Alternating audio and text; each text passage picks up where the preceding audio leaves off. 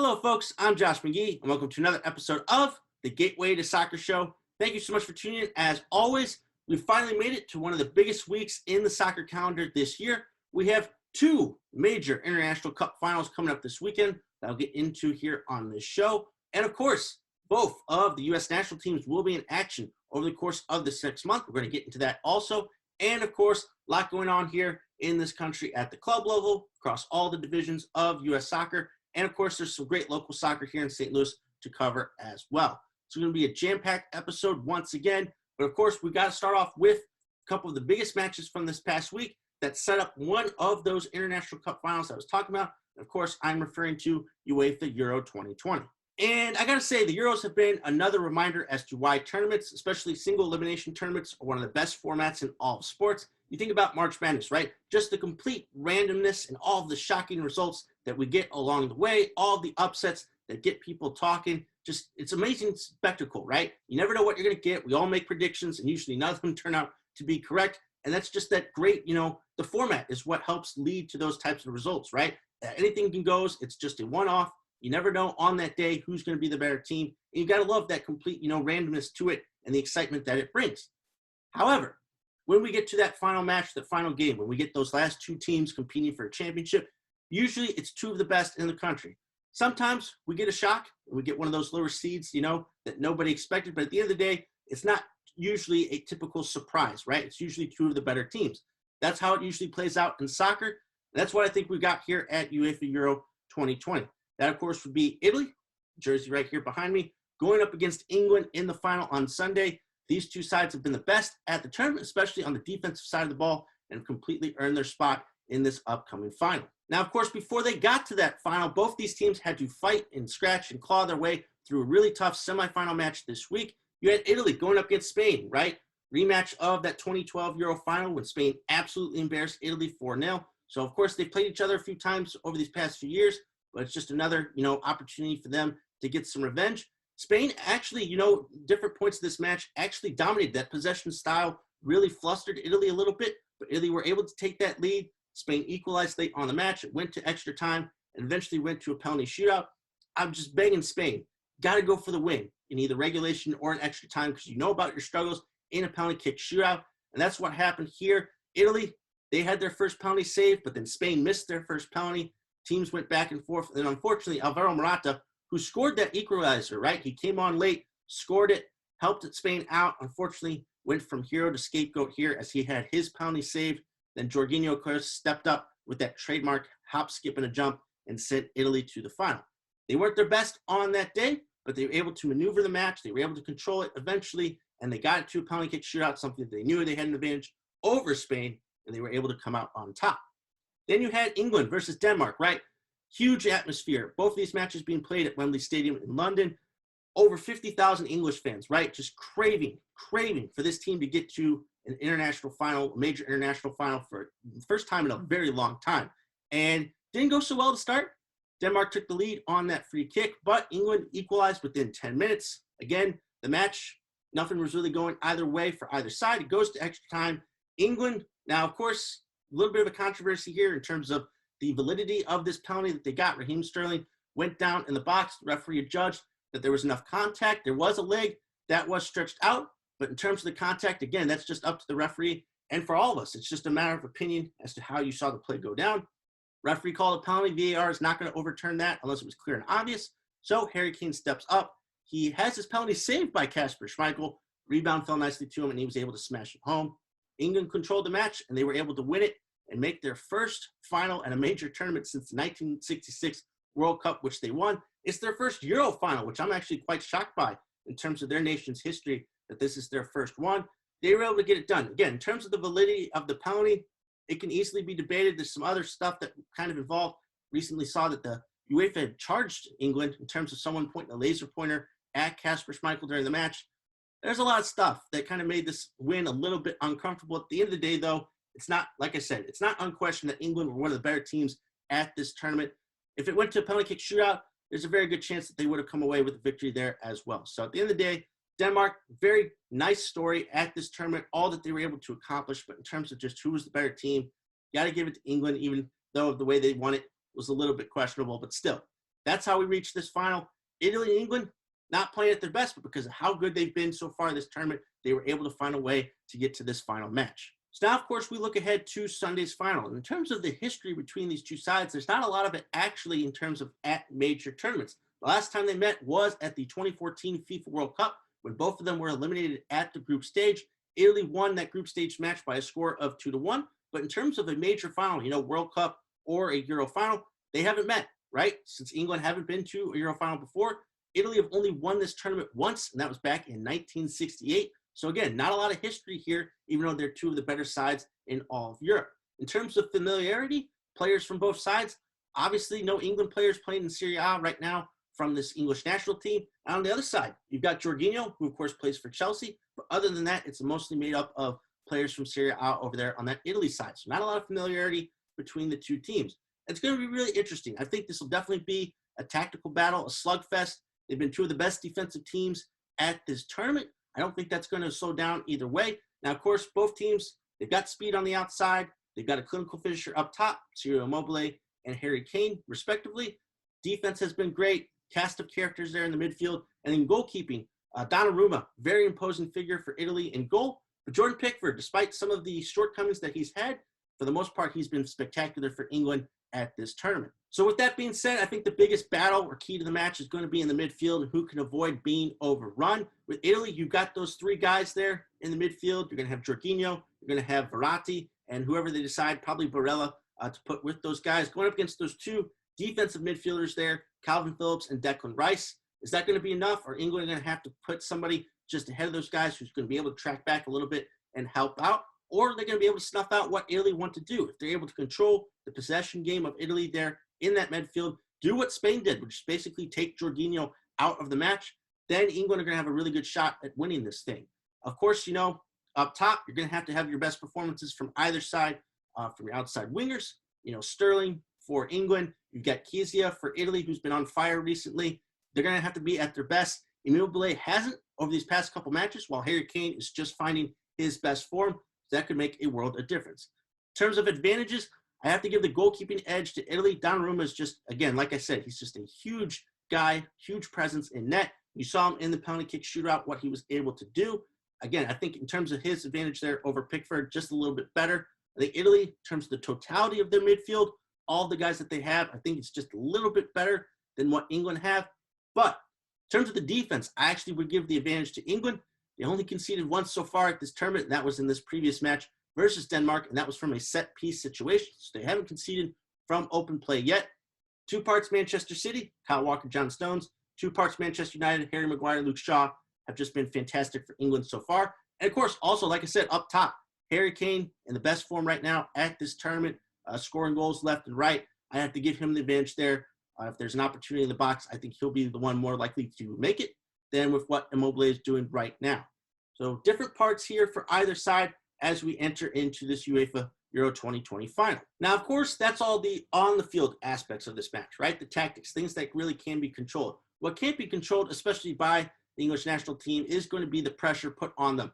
Playing at their home stadium at Wembley, it's been an increased capacity. There's going to be a lot more fans at this final. The pressure on them to win this tournament, for it to finally come home, is going to be historical, right? They're going to have to find a way to deal with it. Now, of course, they had a little bit of that with this semifinal match being in Wembley versus Denmark. They were successfully able to advance, so they dealt with it a little bit here already. But it's a huge different animal, right? They're right there. This is the last final step before they could finally capture that trophy that has eluded them for so long. It's going to be a whole different animal. So we're going to have to see how they deal with that. Italy, in terms of, finding ways to win, grinding out results, especially in finals. We've seen it time and time again at World Cups, how they've been able to do that. So if you had to pick from that standpoint, you'd have to favor Italy from just finding a way to manage the game and finding a way to get a result at the end. But I just think there's a written in the stars type of quality to this tournament, to what England have been able to do. They've been the most dominant defense, even more so than Italy at this tournament. The offense has found great form over these past few matches. They're playing at Wembley. Crowds have been coming back. It just kind of feels like it's got that destiny element to it. So at the end of the day, I don't think there's much between these two sides. It's definitely a pick-em matchup. They've been the two best sides. But like I said, at the end of the day, even though my head might tell me to pick Italy, I'm going with my heart. I'm going with England 1-0. I think it'll be Harry Kane that gets that goal somehow, some way, to put his country over the top and for them to finally get this trophy that they've been waiting for, I mean, just for forever. Again, not since 1966. It's been a long time coming. As much as, we like to make fun of the English press and English fans, the amount of talent they've got on this team, it's been one of the best teams they've had in a very long time, and shouldn't become as a surprise that they've gotten to this stage and if they're able to win. It's just because of all the pressure and all the outside forces that have been put on them that has led to some disappointing results over the years. But I think it's their time.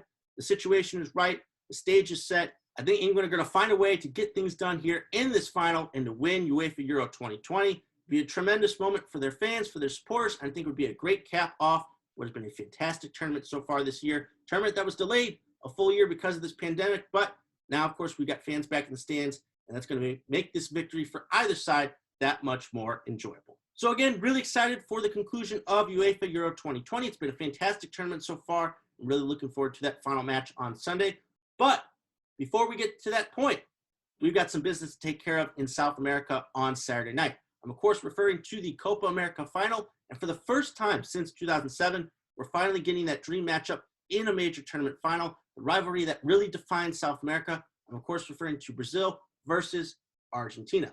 Both those teams had to face off in semifinal matches this week in order to qualify for that final. We had Brazil this past Monday night taking on Peru. It was a tense affair that Brazil were able to pull out a victory via a score of 1-0.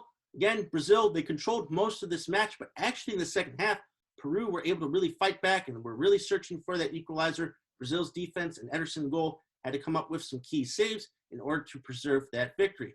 Then on Tuesday night, really high-profile matchup, Argentina versus Colombia.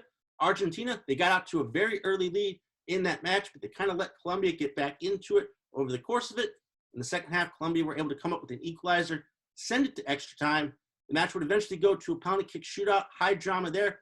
Lionel Messi, like I talked about a couple episodes ago, was the first guy to take a penalty kick for Argentina, absolutely blistered it into one of the top corners of the net, and that was the tone setter for this shootout. Emiliano Martinez, Aston Villa's goalkeeper, came up with 3 huge saves, really got in the heads of some of these Colombia penalty kick takers, and Argentina were able to win that shootout and advance to this Saturday's final. So I don't want to take away from all the talent that both these teams have, right? Brazil, it's kind of a little bit of a different group than they've had in the past, but they've been playing so well in World Cup qualifying and at this tournament together. Then you look at Argentina, who I actually think have a lot bigger names on that side of the ball. You think about Angel Di Maria, Lautaro Martinez from Inter Milan, Paredes from PSG, a lot of talented guys on that side of the ball. But like at the end of the day, I mean, come on. It's about the 2 stars, right? It's about Lionel Messi for Argentina. It's about Neymar for Brazil. Messi's still seeking that first major trophy with Argentina. He's come so close at so many different tournaments, but especially at Copa America, they've had a lot of heartbreak over the years at this tournament. He has been fantastic. I believe he has directly contributed to 9 of Argentina's 11 goals so far this tournament. Absolutely phenomenal. You think about that great free kick he had in the group stage, some of the other goals that he's had, a lot of great assists. He's doing it all for them right now. He's got help along the way from a couple of his other teammates. The defense has looked really good, especially over these past couple matches, but at the end of the day, it's a cup final. Argentina, when is it going to be their time to finally get things done? For Brazil and Neymar, again, Neymar's had some success in his career with Brazil. He's got a gold medal win at the Olympics. He's had success at some of these other different tournaments. He's got a Confederations Cup victory, but he needs a big one, right? And Copa America would be a huge deal, especially if Brazil hosting it. I know fans haven't been able to attend. It would still be really important for them to win it in their home country. He's been fantastic so far this tournament as well. It would just be a great feather in his cap here. And to do it against his old buddy, Messi, right? From those two at their time at Barcelona would be a huge moment for him. So again, great rivalry. You got 2 stars on either side. A lot of different supporting cast members that have got a lot of great talent on the offensive and defensive ends. This should be a really entertaining match. I don't know in terms of goals scored if it's going to get bogged down. We get one of those low-scoring matches that eventually go to extra time. But it would be really cool to see these 2 teams go back and forth up the field, put a couple goals in either way, and make this a really entertaining affair. So, again, Copa America, it's been fantastic. It's been intense. A lot of red cards, a lot of skirmishes, all that type of stuff. But, of course, nothing is better than getting Brazil versus Argentina in a major tournament final. That's what we're getting here. Messi versus Neymar Saturday night. Doesn't get any better than that. Great lead into the Euro final on Sunday. So definitely check this out. Should be a very entertaining finish to this tournament. So those are the two major international tournaments that I'll be wrapping up this weekend. Now I want to focus on two that are on the horizon, right? One that's going to start up this weekend and another that will be happening at the end of this month. Both will concern the U.S. national teams. You've got the Olympics for the women and you've got the Gold Cup for the men. Let's focus in on the women first. They were in action over this past week with a couple of international friendlies versus their rivals Mexico. They were able to win both of those friendlies by identical scorelines of 4-0. Kristen Press and Tobin Heath each scored a couple of goals over the course of those matches. You also had the likes of Carly Lloyd, Sam Mewis, and Lindsey Horan also get on the score sheet. U.S., of course, are getting ready for the Olympics. That was their last tune-up. They will open group play on July 24th versus New Zealand there in Tokyo. So again, in terms of the makeup of this roster, there's no surprises really. Yes, the U.S. women's national team is the deepest team in all of the world, but you kind of know what to expect right now in terms of all those players. It's going to be the best of the best, right? There's not going to be a lot of surprises. We've seen the makeup here of the defense, led, of course, by St. Louis's own and the captain of the U.S. women's national team, Becky Sauerbrunn. The midfield, pretty much spoken for. Obviously, there's a question. There's four really good players that deserve to be in those three spots. You got Julie Ertz, you got Lindsey Horan, Rose Lavelle, and Sam Mewis. Any combination of those four is really going to work.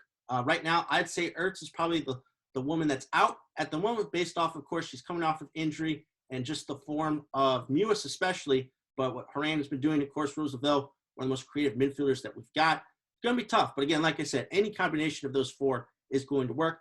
And then up top, right, again, Tobin Heath, she looks great coming back off of that major injury that's kept her out for a few months. You would put her right there on one of the wings. Megan Rapinoe, still killing it out there on another wing. I still think Alex Morgan should be the one leading the line. Carly Lloyd, she's looked really good still. She's still killing it even at her age. So she's going to be a great super sub coming off the bench or someone who can start one of these group stage matches if the U.S. qualify for the next round early. So again, extremely deep side. They got kind of an interesting group, right? They got New Zealand. They got Sweden in there as well. So they're going to be a lot of tough matches for them to kind of get ready for those later rounds of this tournament to get that gold medal. Remember, they could become the first team to win a World Cup and then win a gold medal back-to-back. That's got to be something huge, something for them to work towards. We know about the U.S., this huge winning streak that they have. They're looking for challenges, right? May not be in that match, but they're looking for goals and accomplishments. This would be a huge accomplishment, a historic accomplishment for them to get. So that's what's driving them, right? Talent all over the pitch. If you're out of form, someone's going to come right in and take your spot. So that's really good. It's a good problem to have if you're head coach Vlatko Andonovski. But I believe this is his first, major test as the U.S. women's national team head coach. Excited to see what he can do and what this team can do. Yeah, looking forward here to the end of this month, them getting going there at the Olympics. So again, really excited. Talent all over the field. Looking forward to this U.S. women's national team continuing that winning streak all the way up through winning that gold medal at the Olympics. On the flip side, speaking of gold, the U.S. men's national team began their Gold Cup campaign this weekend when they opened group play on Sunday night versus Haiti. The other two teams in that group are Martinique and Canada. This is a group the U.S. should be expected to win, but especially Canada. They're going to offer a little bit of a challenge to this team, something that can get them ready for the later stages, some of those other tougher teams that they will face down the road. In terms of the roster, it's MLS heavy. Obviously, all those international club teams, they're getting ready for their seasons. They're in preseason. So guys like Christian Pulisic, Weston McKennie are going to be unavailable. There are a few internationals of note. You got Reggie Cannon out there in defense. Then up top, you got Nicholas Gioacchini, and you got Matthew Hoppe, who, again, would lit the world on fire when he was over there with Schalke. Wasn't enough to keep them up, but he had a great, introduction into this past season. Really excited to see him perform and see those other two guys as well. But still, MLS heavy roster. Would love to see New England Revolution goalkeeper Matt Turner get the majority of the starts in goal, but you got the veteran Brad Guzan there as well.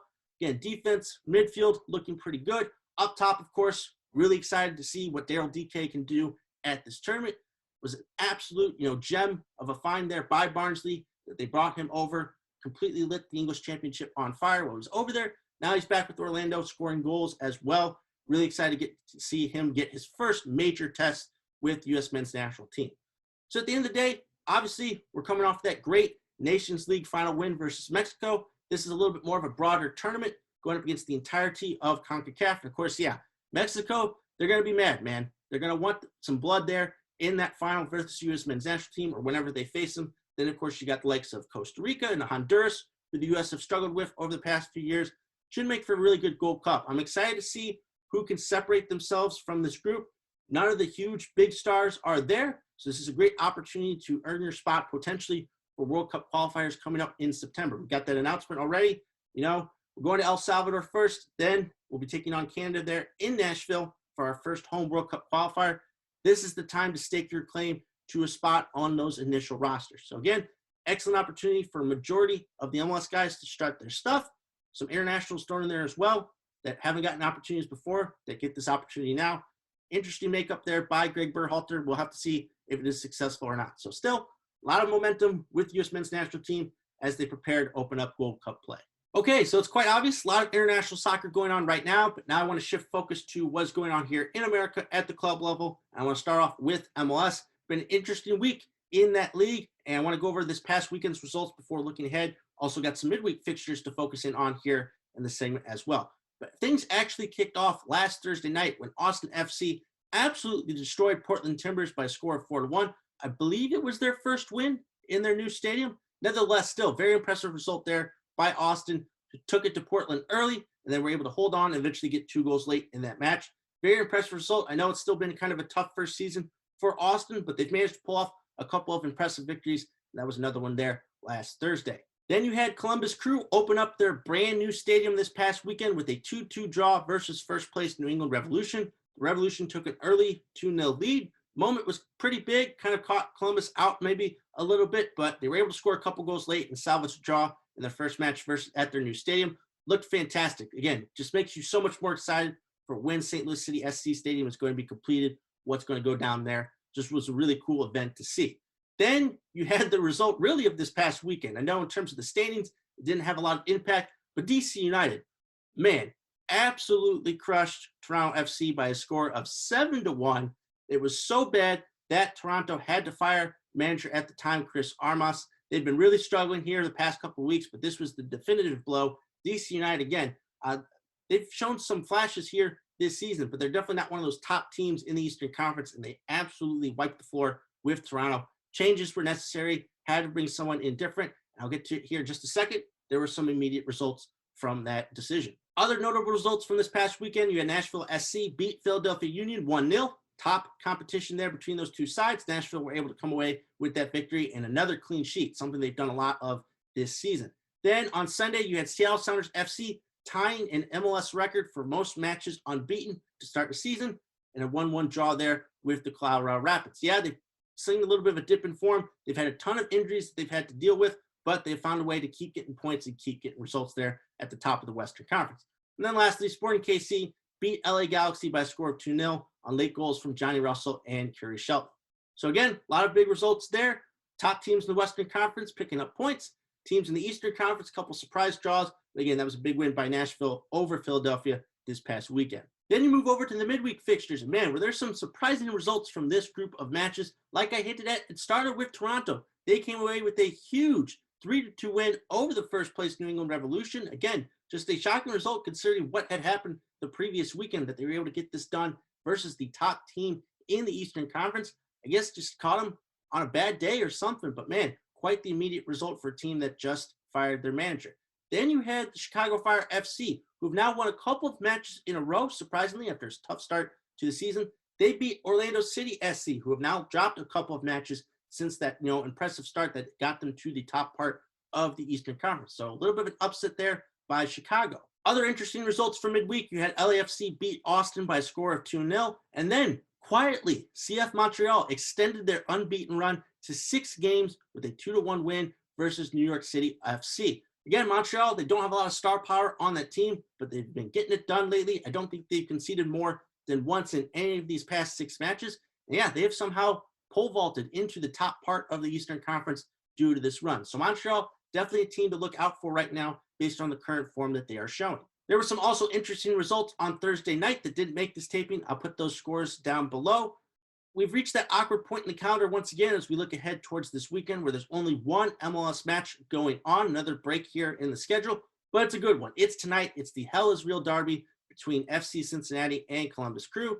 Cincinnati, they've been playing a little bit better recently, and Columbus, in terms of the results that they've had, it's been a real mixed bag in terms of the form that they've been on. So it could make for a really interesting rendition of this derby. It's at Cincinnati, so it should be a pretty good atmosphere, and we'll have to see how it impacts those two teams in the Eastern Conference. But a little bit of break here again from MLS, but it's been a very entertaining past week in terms of the results. And yeah, again, looking forward to the continuation of the season. We got the All-Star game, coming up next month.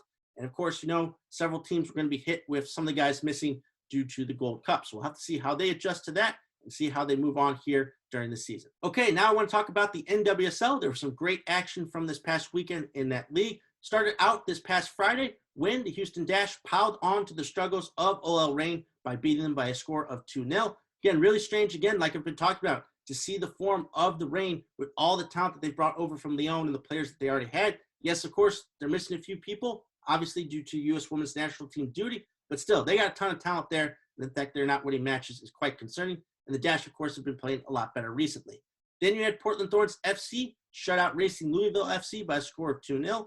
Portland, again, getting back on track here at this point in the season. And then, in the big match of the week, the NC Courage got an early goal from Dabinia, which helped lead them to a 2-0 victory over the Orlando Pride and overtake them for the top spot in the league. It was a big match. Again, NC Courage, they've got the benefit. They don't have their best players, missing because of the U.S. Women's National Team. They still got Dabinia. They still got Jessica McDonald. They still got Lynn Williams. And they've really been racking up the goals and racking up the wins here over the past 2 weeks, overtaking the Pride in this match and taking that top spot here in the NWSL. As far as this weekend is concerned, the action kicks off tonight with Orlando versus Louisville. Going to be a lot of purple in that matchup.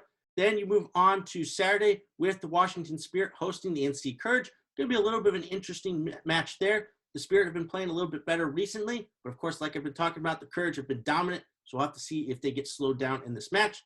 Then you got 3 matches on Sunday, highlighted by a rematch of this year's Challenge Cup final between Portland and New Jersey New York Gotham FC. So another interesting week here in the NWSL. We have a new leader in the clubhouse right now with the NC Courage.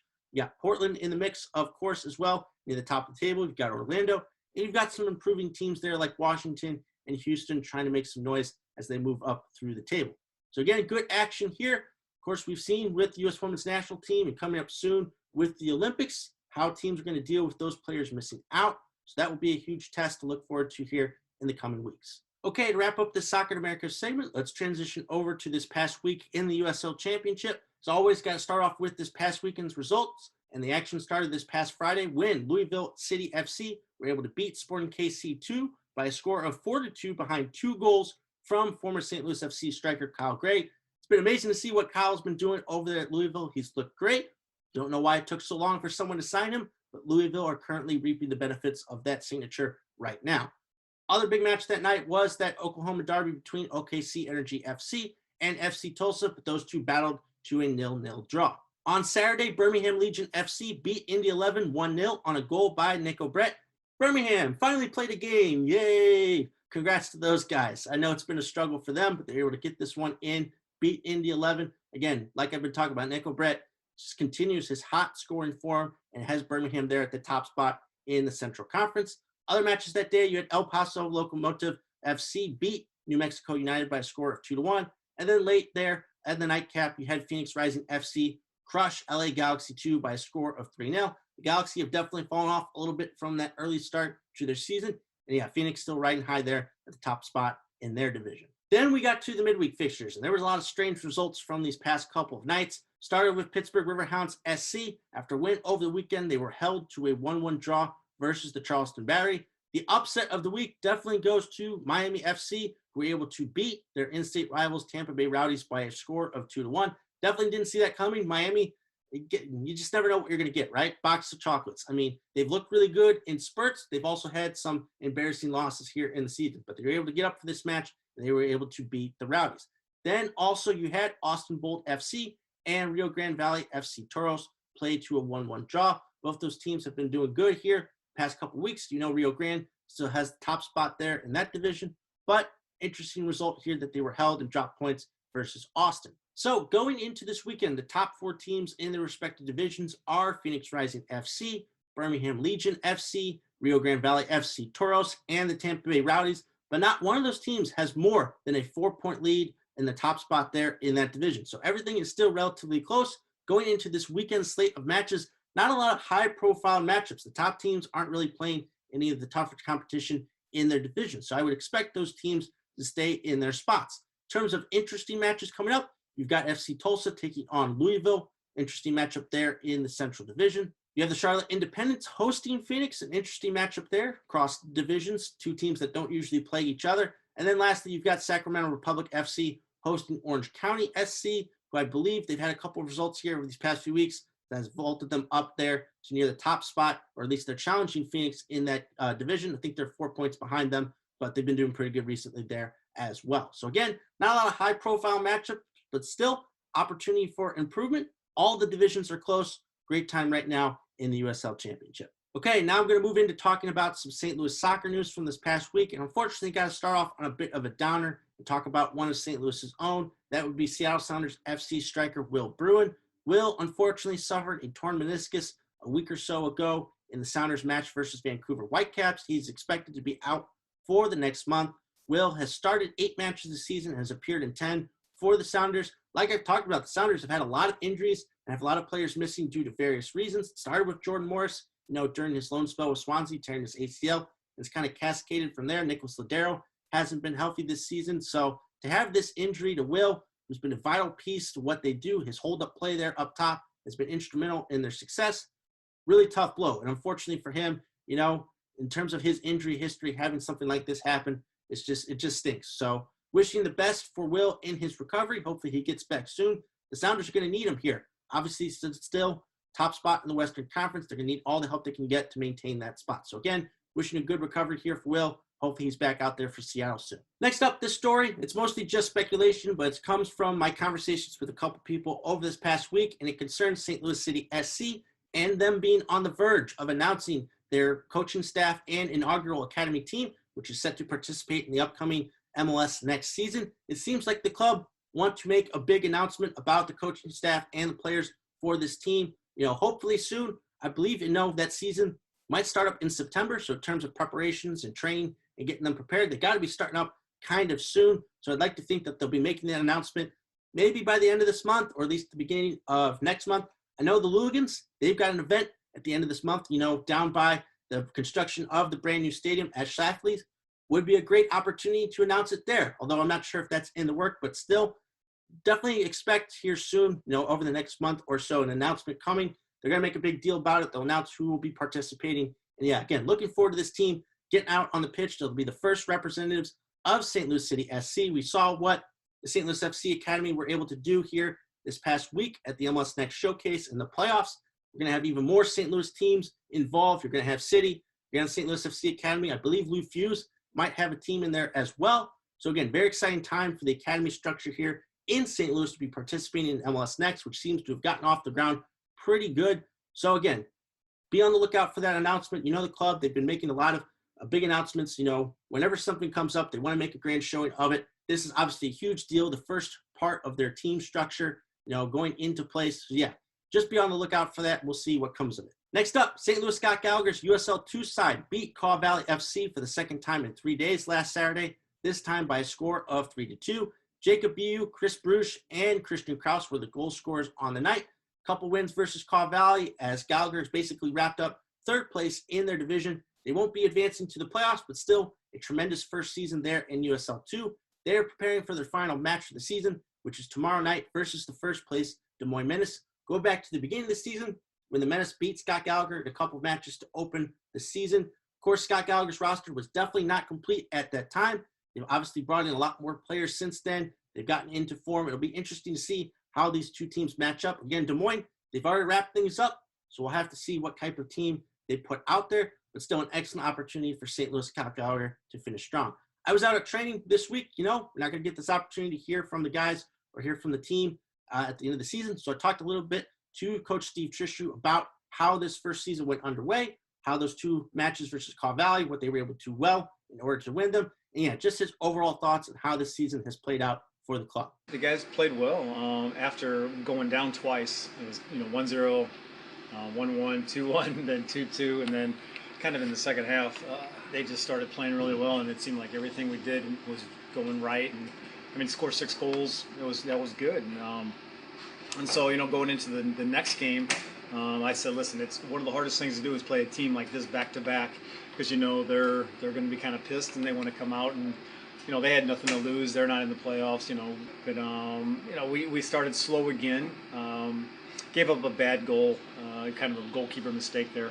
But guys fought back and they had a red card, and so towards the end they were cheating a lot, so they were keeping guys up, and they went ahead 2-1. But then we did really well. Chris Bush scored a great direct free kick, and then we kind of changed things around and just kind of pushed guys forward. And I said, let's just go for it, and it all worked out. And in the end, Krause scores a goal in the 89th minute, and we went home happy on that one.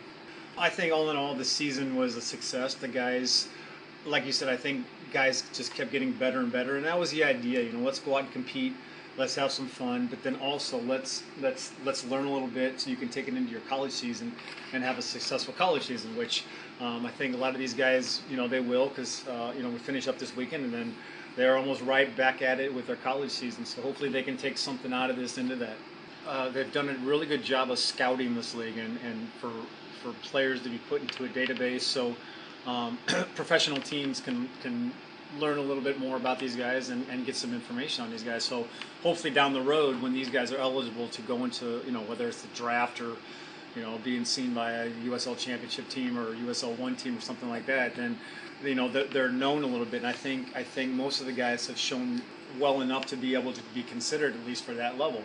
While there, I also got to talk quickly with club president Brad Davis about the USL2 team, what their expectations were, and how he felt about the season, as well as things going on with the club as they transition over from their summer activities over to the fall season, what they're looking to do, what they're excited about with what's going on over there at St. Louis. Scott Gallagher.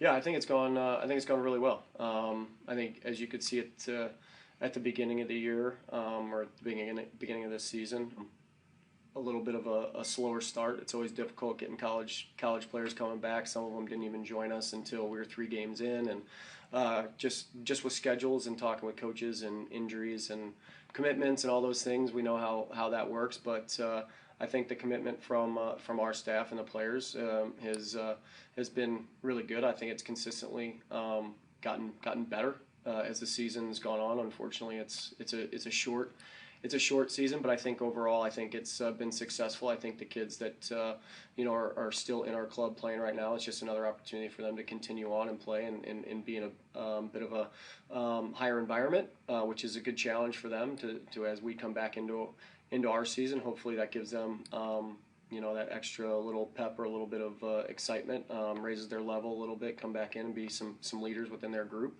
The kids that coming from college, obviously, they got to do their college season, and then some of them had a ton of success. Unfortunately, lost in the finals as well, but still a great opportunity for them. Then for them to come off that, get a little bit of a break, and come into this to kind of, instead of just training with their teams in the spring or spring workouts, still staying in a competitive environment. I think that's going to help them when they leave here.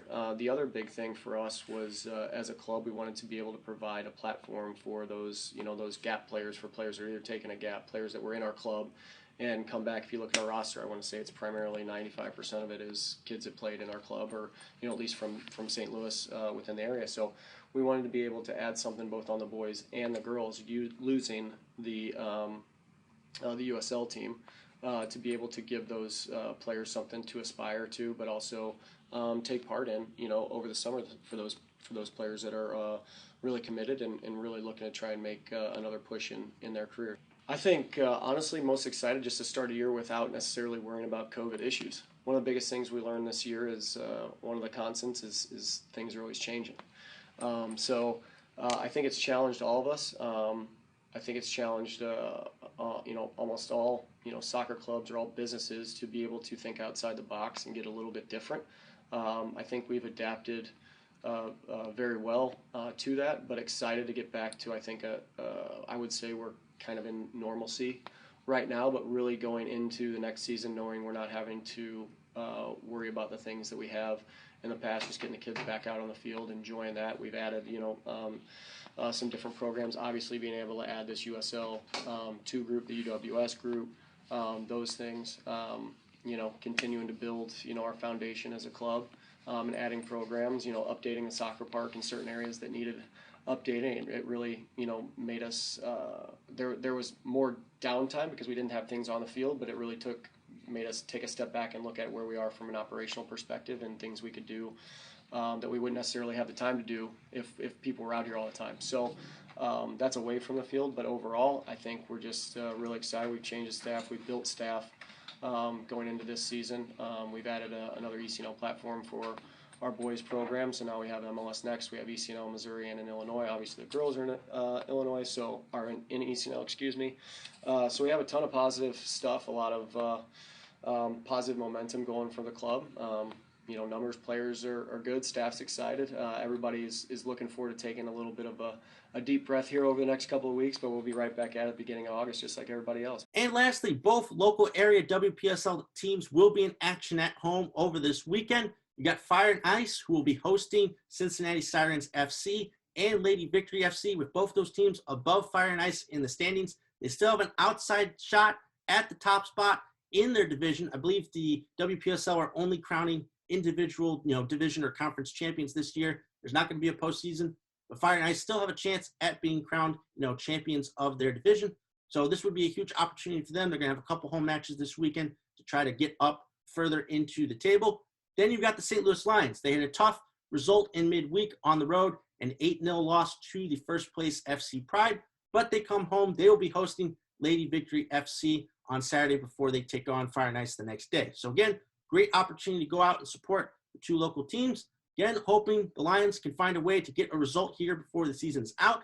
And yeah, Fire and Ice in the thick of it there at the top of the division, hoping maybe to get an outside shot at taking the top spot. So again, big weekend for both of those clubs. Go out, support, and see how these two clubs wrap up their season. So that's going to do it for this week's episode of the Gateway to Soccer Show. Thank you so much for tuning in. As always, don't forget to like, comment, and subscribe to my YouTube channel. It's going to be a great weekend of soccer with those two major finals. And of course, the U.S. men's national team getting underway with the Gold Cup. Next week's episode is going to be jam-packed, but I actually wanted to wrap up this show by saying there's not going to be too many more episodes left.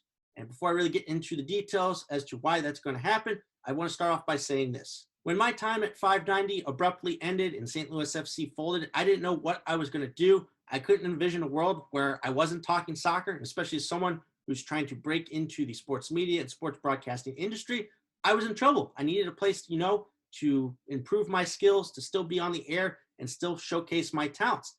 Nothing was coming up, and I was really afraid of what was going to happen. So I started this show. And my past projects didn't nearly have the amount of success I wanted it to. I usually quit, like 10 shows in. But compared to those, this has been incredibly successful. It's been a real blast to talk with people, talk soccer still. It's just fun, right? Soccer is fun. Talking about soccer is fun. Interacting with people, meeting people you hadn't met before is fun. And a lot of that has had to do with this show. I had gotten to talk to some amazing people, some amazing guests, people here in St. Louis, players playing in the NWSL, players playing in other leagues. It's just amazing what I've been able to do here and the opportunities that have been given to me, just by doing this little YouTube show and, working at it, sticking with it. It's not even become about the numbers to me. It's just been about the experience. It's something fun. I still get to talk soccer. And if people enjoy it, people are interested in what I have to say, that just makes it a lot better. So again, I appreciate all the support you guys have given me over this past year or so in terms of, clicking to watch the show, interacting with me, making recommendations, all that jazz. It's been fantastic to see the reaction to this little project of mine, and it's given me great warmth and comfort to be able to still be doing stuff, to still be improving my craft, even though my employment situation has been that great. Well, in terms of taking the next step in my career, which is what this show has been about, it's been about, improving my craft, sticking with it, and eventually getting that big break when it comes. Well, I'm happy to say that break has finally come. I'm excited to announce that I've accepted a graduate assistant position to be the voice of Upper Iowa University Athletics. I'll be the play-by-play voice for 9 of their Division II sports, including men's and women's soccer. I'll also be their color commentator for football. I'll also be covering some of their other athletic teams in a variety of different ways, writing recaps, reporting on them. I'll also be a part of the athletic department's social media initiative. At the same time, I'll also be working towards my master's degree in sports administration. This is an opportunity I couldn't pass up. I've been looking for that first step in my broadcasting career to get full-time employment, and finally this opportunity has reached me to get the chance to call soccer matches once again, but also call matches, and games for a variety of different sports that I love. It's just an incredible opportunity here, especially at Division II level, to be the sole voice of a university. It's just really cool to think about. So again, it's an opportunity I couldn't pass up. And again, I understand that in terms of just the future of this show and the stuff that I do here covering soccer in St. Louis, it's going to be incredibly hard to be able to do that and do this at the same time. So unfortunately, I got to say, I will be finishing out the month strong here with a couple of shows in July. But once August rolls around, I'll have to focus in on my new job. Down the road, I'm hoping, that my career leads me back to St. Louis. This is a tremendous place. It is the soccer capital of this country. It's been awesome to meet new people, to go out, support these teams, to see all the action that's going on. It's just so exciting right now, and it's only going to get better. There's a ton of great shows right now, from fan perspective, from other perspectives, who've been doing it a lot longer than I have, who I leave you in the great company of, and you can be able to get great information from them. And there have been a lot of great news shows, not just me, but other great shows, podcasts and other things that have been going on. Definitely go and try and check those out. And it's only going to get better as St. Louis City SC begins to kick off here close to 2023. So again, hoping down the road that my career, my time leads me back to my home city of St. Louis.